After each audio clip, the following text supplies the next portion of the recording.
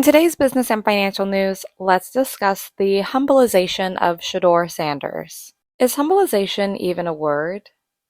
No, it actually isn't, but interestingly enough, you know exactly what it means. A few things to note before you watch this video. Our channel focuses on business and financial news, and we often add a bit of religious context as well. While the Bible has several scriptures about being humble and humility, this video is already going to be too long, so we have intentionally not added that perspective to this presentation. Also, if you need a refresher concerning Shedeur Sanders and the NFL draft, you probably need to watch a different YouTube video before this one, because KCK has not made the time to bring you up to date. But for those of you who are ready to dive right in, here's what a publicist thinks of Shedeur in the NFL draft. We're going to call a spade a spade. The most offensive thing that Shedeur can do is have the audacity. He has no violent offenses, no charges, no drugs, no scandals. Because he's young, black, comes from a family that doesn't need money, and is unapologetically taking up space, he's all of a sudden an issue, a fit problem. Have you seen an NFL locker room? The rhetoric around him needing to tone down or not shine so bright. Shedeur Sanders coming in is no more abrasive, aggressive, dominant, assertive than any other one, especially at the QB position. This humiliation campaign, it's something deeper. It's something more sinister to me. A young boy that needs to learn how to quote unquote act right in a league with mostly white, rich men at the helm feels nasty. also, while you're here, please subscribe to our YouTube channel.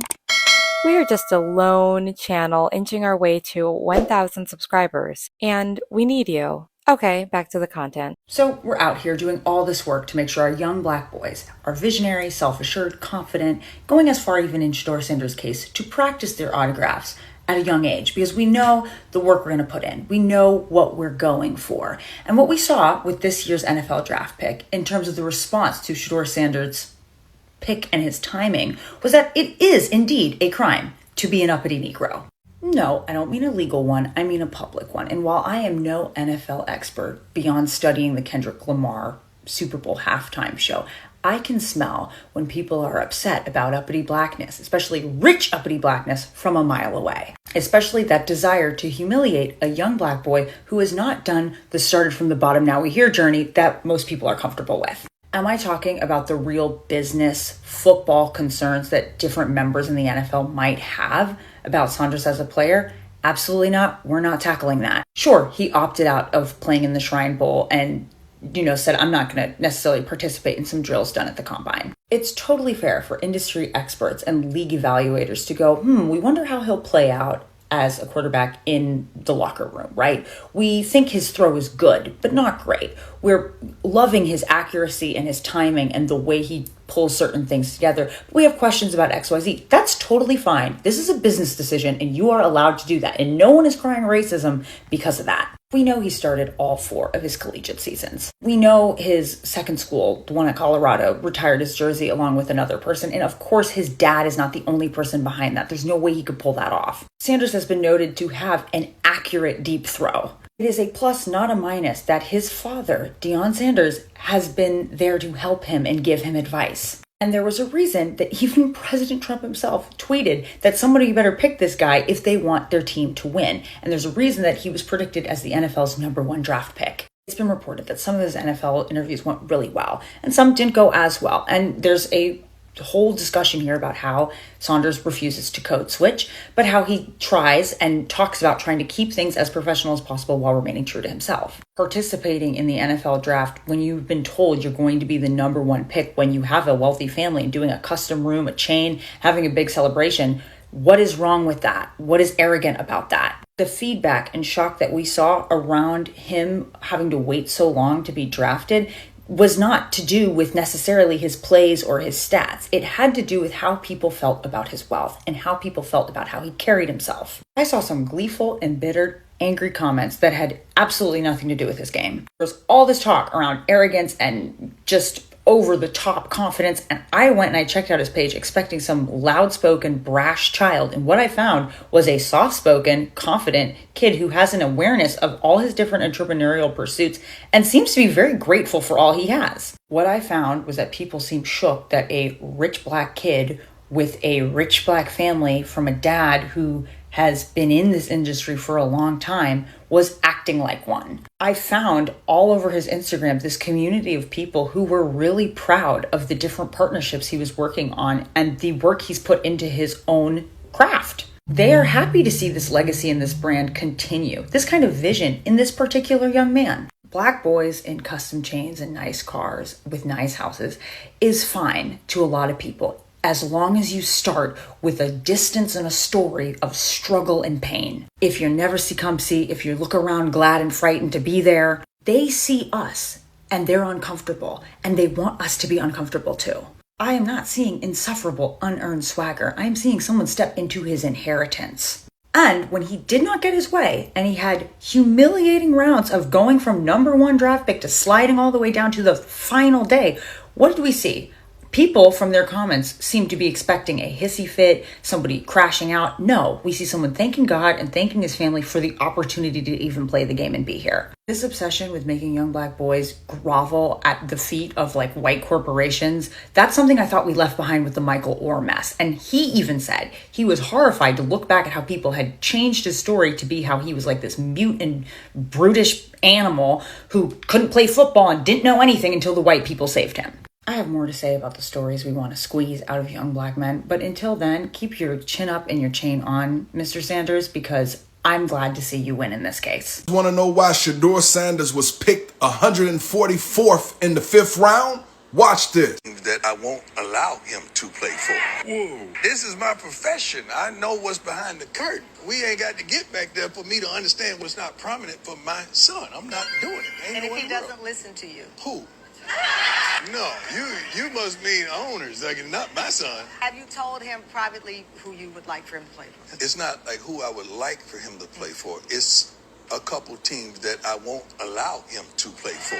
A lot of teams out there don't want to deal with prime time. You even got some people saying that he's too big-headed and they wanted him to humble himself. That's why they picked him so late. And even where he got picked at ain't too bad. Dak Prescott got picked in round 4. Kirk Cousins got picked in round 4. Shit, Tom Brady, the GOAT, got picked in round 6. I'm saying all that to say, hey, he lucky he got picked. Now, is he a great talent? Yeah, he's good. But no one wants to deal with prime time. I guess you could look at that as a blessing and a curse. Shedeur Sanders' dramatic fall in the NFL draft cannot be simplified just to his personality, because there are actually a number of factors that may point to skills being the bigger issue. If someone is very, very, very talented, it's not really enough to make the entirety of the NFL be uninterested in a player, especially teams that desperately needed a quarterback. So aside from personality and aside from teams not wanting to deal with his dad, let's talk about some of the factors that are actually sports related that point to why some of these teams might not have been interested. Shedeur played at Colorado University these last 2 years, and before that he played at Jackson State. Both of those schools are not viewed as the most competitive or in the most competitive conferences. So while he has these high stats, in college he wasn't necessarily competing against the same level of talent as other quarterbacks that were up for the draft, and to teams that can bring down the weight of those stats. Next, we have the fact that he declined to throw at the NFL Combine. There are also reports that teams were worried about his athleticism. One of the stats that he has that is not great is the number of sacks he allowed to happen last season, and it generally points to a quarterback that's not as fast, both in his own athleticism and ability to run, but also in playmaking and getting the ball off for the play to start. And athleticism would not only be an issue just for him to play quarterback, but also if a team was looking to move him into a different position. And the other factor that teams are going to consider is in fact Deion Sanders. But it's not just about personality, it's about the fact that Deion has been coaching Shedeur since he was a kid, and there are going to be questions about how much those stats are padded by the fact that your dad is the one building the team. And while you can't prove that until you put him in a different scenario and let him be coached by someone else, it is a reasonable concern, especially when stacked with everything else. And then there are two personality and arrogance factors that come with Shedeur. One, he was invited to be in the green room at the NFL draft, and he declined to do so and instead hosted his own lavish draft day party. And two, by a number of accounts, he had very terrible meetings with teams. Many anonymous coaches and GMs are saying that those meetings went very badly, and they did not get the sense that he would be a good fit for their team and would not necessarily be a great leader. But it is kind of important to note that that dramatic slide wasn't necessarily just about his personality. personality. There were a number of factors that could seem to teams like his skills were being overblown by the media. Going 144th overall does not mean he won't have an incredible career in the NFL. Very famously, a guy you may have heard of, Tom Brady, didn't go until the 6th round as the 199th overall pick in 2000. So Shedeur has a chance to prove himself now. If he shows up to training camp with the Cleveland Browns and really proves that he can not only be a part of the team, but can be that athletic quarterback that they're looking for, when he got picked really won't matter. This video was prompted by a post presented via our Facebook feed. A gentleman posted the following on Facebook.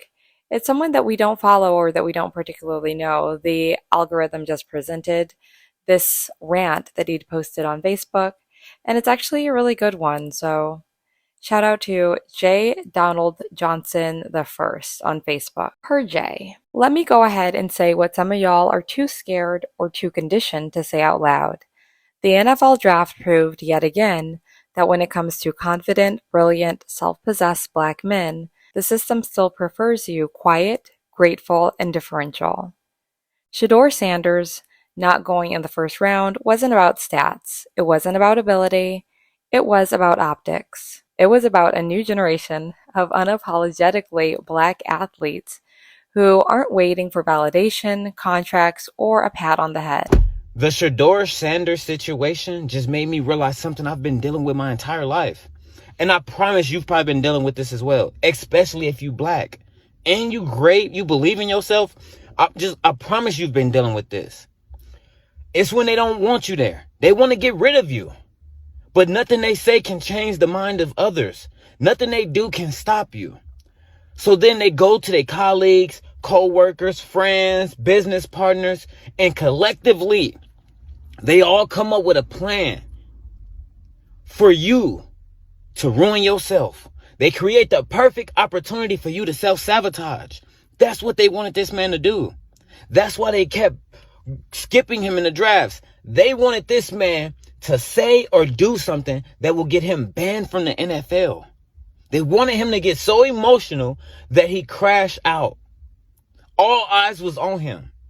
All he had to do was make one mistake. Because they could not do it. They could not keep him from there.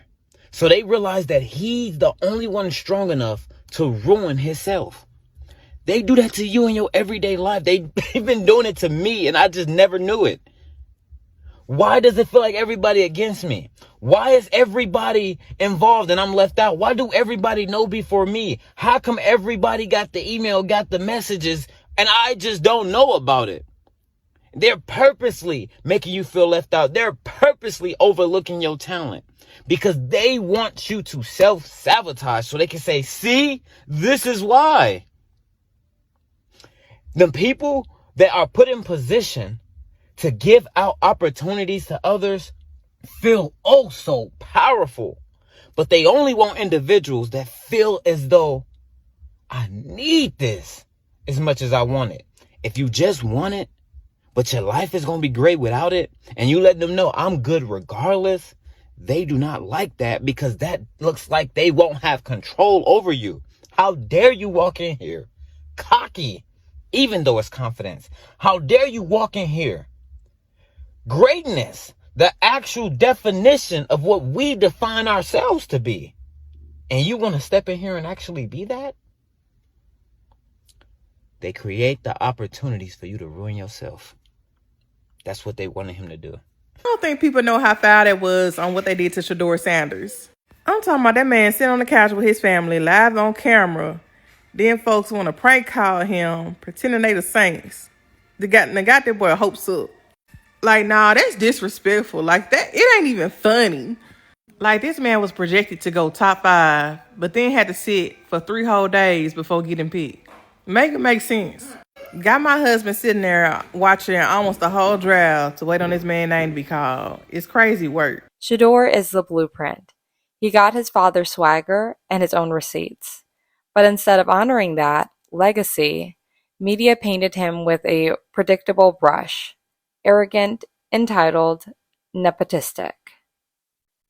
Let's talk about this anonymous NFL coach who said he needs to be humbled. Humbled for what? For not shucking and jiving?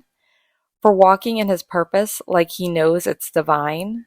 When Brady flexed, y'all called it greatness. When Peyton took charge, it was leadership. But Shedeur? Nah, he gotta be checked. The code is clear. If you're black and confident, you're a problem. And while we're calling it out, let's not ignore how they overshadowed Travis Hunter, the number 2 overall pick in the entire damn draft, by plastering headlines about his father being on probation and needing court permission to attend. Why is that the story? Not his grind, not his impact, not his history, but the stereotype? The system couldn't even let him celebrate without reminding the world of a court record, as if that has anything to do with his success. That isn't a mistake. That's a strategy. That's control. But here's what really stings. The way some of our own jumped on the humble him bandwagon. Some of y'all have been conditioned so long by struggle that you confuse generational success with weakness.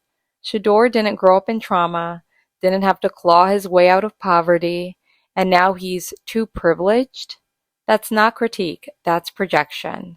He's the product of intentional parenting, of black legacy, of a father who did the work so his kids wouldn't have to bleed for their brilliance. And instead of clapping for that, too many of y'all are mad he didn't come from your same pain. Truth is, some of y'all don't recognize greatness until it limps in, bruised and broken, telling a survival story. And that's sad. Let me be real. Shedeur doesn't need to be humbled. Travis doesn't need to be reduced. Dion doesn't need to be palatable. Y'all need to heal. Heal from thinking struggle is the only legitimate origin story. Heal from believing that confidence is arrogance. Heal from the addiction to suffering that makes you resent anyone who walks in freedom you never had. Because Shedeur is him, Travis earned that spot, and Dion, he's been telling y'all since the 90s, look good, feel good, play good. Years ago, I have a famous quote that you recognize. It said, look good, feel good, play good, you pay good. See, you thought that quote was all about sports. It's not. That quote is about you, and it's about life. Because if you look good, you feel good. If you feel good, you perform good. If you perform good, what comes next? They pay good. So never underestimate that look, that presence, that je ne sais quoi that you're trying to attract. Because you got it. Don't give up on you. But it all starts with you.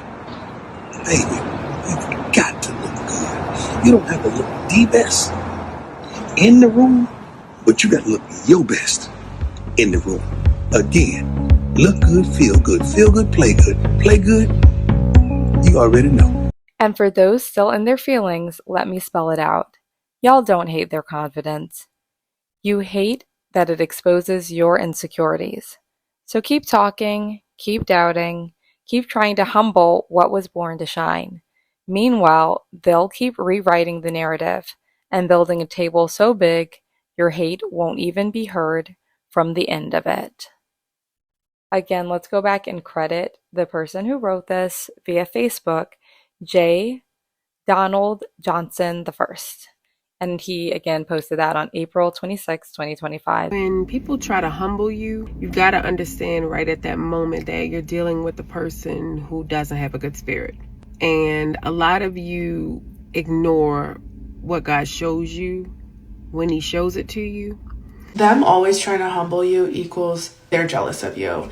If you're unapologetic about the quality you have, a job you have, the relationship you're in, your energy, your aura, your life, if you're feeling yourself, you're loving yourself, and you're not looking down on nobody, minding your own business, you got a little pep in your step, raise your chin a little higher. You done been through some things that people don't even know about. You might not even speak about it. Pay attention to when friends, family, strangers, people in your hometown always trying to humble you. When you keep leveling up, your confidence could be silent and there will still be people trying to humble you constantly. They are jealous that they cannot access that energy, that aura, that confidence that walk, that job, that car, your light, your energy, whatever it is that they're trying to humble you on, they want that.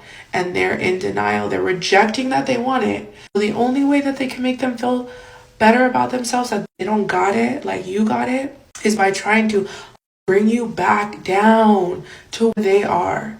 Don't fall for it. Only God can humble me. They will humble you until you're back insecure, until you're back depressed, unhappy, just like that, miserable. They will gaslight you and make you feel that your confidence is too much, or you're being a narcissist, or you think you're better than me. I'm talking about a godly confidence, a healthy confidence. I worked hard for this. You don't know what it took for me to get here. You ain't got to explain it to nobody. Keep walking with that pep in your step. Achievement is uncomfortable. Excelling is uncomfortable. Upward mobility is uncomfortable. You know how comfortable it is to be lazy? You know how easy it is to do nothing? In one of my videos, I said, let people think that you're poor. And what I mean by that is you don't need to explain yourself to anybody. See, I clean houses on the side, and the way I'm treated sometimes, because I live in a nice home. I have nice things too, but I don't need to talk down to others and make other people feel less than. I clean houses because I enjoy it. I like to. I don't need to, but I want to. And I don't need to explain myself to anybody. I don't need to try to prove to them that I'm not poor, even though I'm treated like that sometimes. That's fine. I stay quiet, I stay humble, and I just nod. It is what it is. People might treat you different or talk down to you, and that's okay. Just nod. Nobody ever hopped up to celebrate you. So when you start to celebrate yourself, they want to be big mad and talk about you need to humble yourself. All because you clapping for yourself. All because you patting yourself on the back. They sitting right there and they watched you struggled until you came up. And now they call themselves trying to humble you. Keep clapping for yourself. Keep congratulating for yourself. People want you to be humble so that they can be more comfortable being around you, right? The reality is confident people are just confident. I'm not talking about cocky people. I'm talking about confident people. There's a big difference. And when you're confident, it exudes the space. People can feel it. And the weak people will come around and tell you in the corner of your ear, hey, you need to be a bit more humble. Don't listen to those people, okay? If there's anything that you learn from me, I want you to really learn this. Let yourself be yourself. Be confident. Be powerful. Be instrumental in what you're trying to do in your life. Always be polite and always have manners, but always carry yourself with dignity and pride, and don't let people try to discourage you and tell you because they feel inferior being around you that you should be quote unquote humble.